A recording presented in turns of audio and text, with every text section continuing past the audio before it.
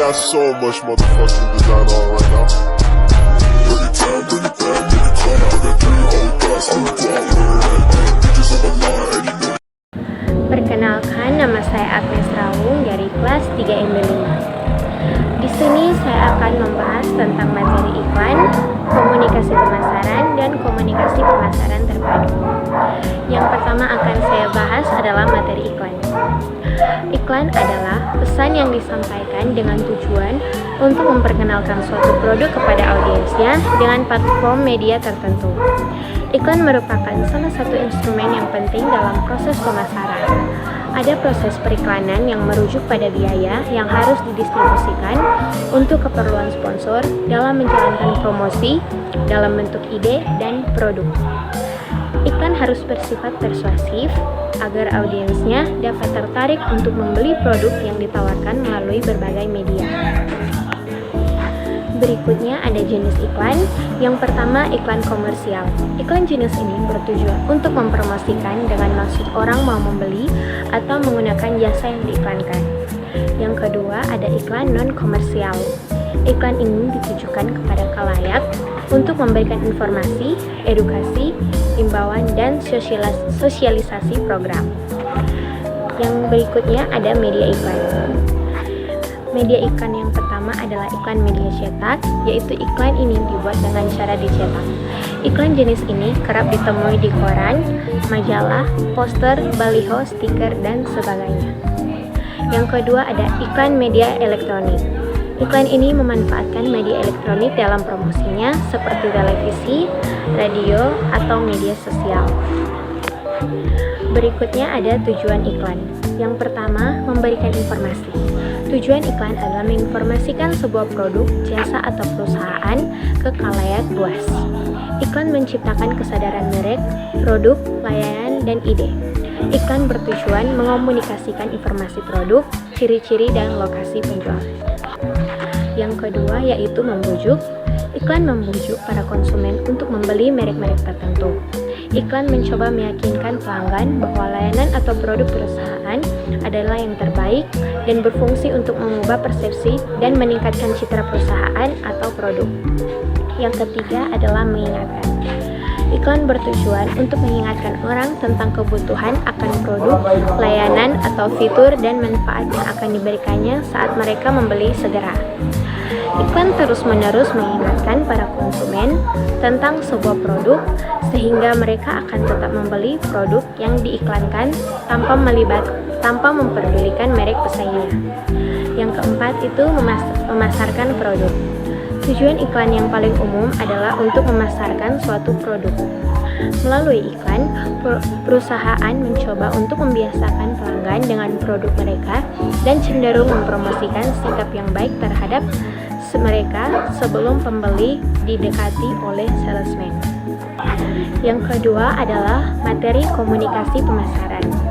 Komunikasi pemasaran adalah istilah yang merujuk pada pesan dan alat atau media yang digunakan oleh pemasar untuk berkomunikasi dengan target audiensnya.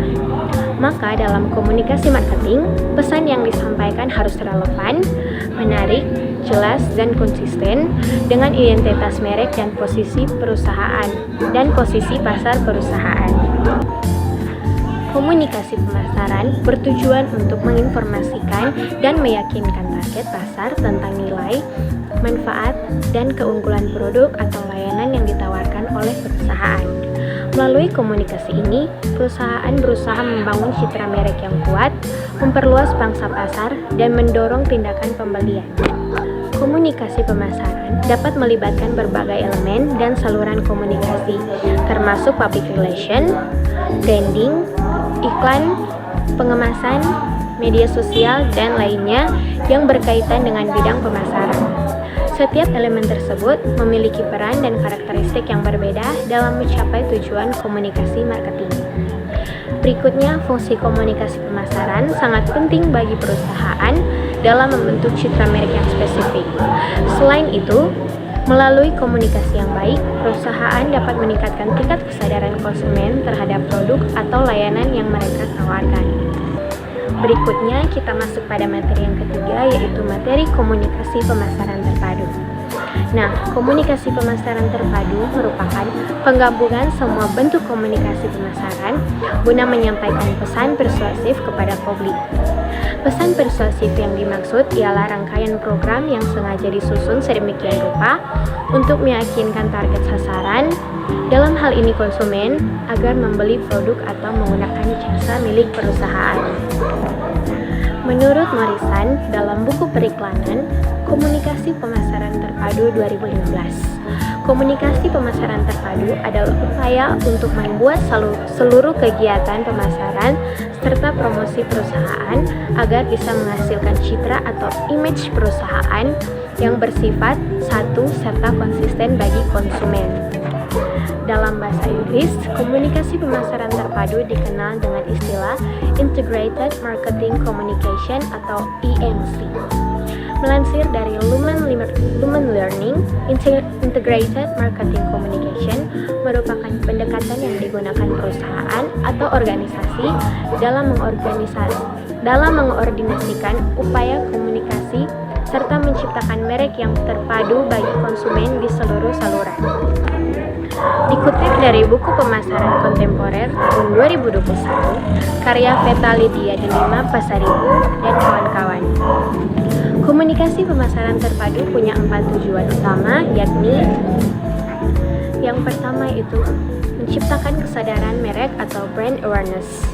Komunikasi pemasaran terpadu ditujukan untuk menciptakan kesadaran merek konsumen.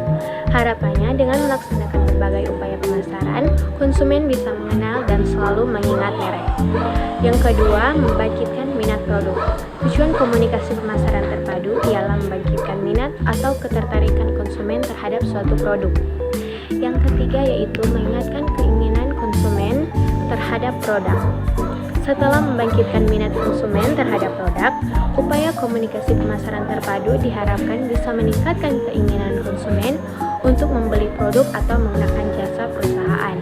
Yang keempat, mendorong tindakan dalam bentuk pembelian. Tujuan komunikasi pemasaran terpadu yakni mendorong tindakan dalam bentuk pembelian. Seusai melakukan berbagai upaya pemasaran, konsumen diharapkan menjadi terdorong untuk melakukan tindakan pembelian produk atau penggunaan jasa. Berikut ada 4 manfaat komunikasi pemasaran terpadu. Yang pertama, lebih efisien. Yang kedua, aksesibilitas ke audiens yang lebih besar. Yang ketiga, hemat biaya. Dan yang keempat, membangun kepercayaan. Sekian materi hari ini. Terima kasih.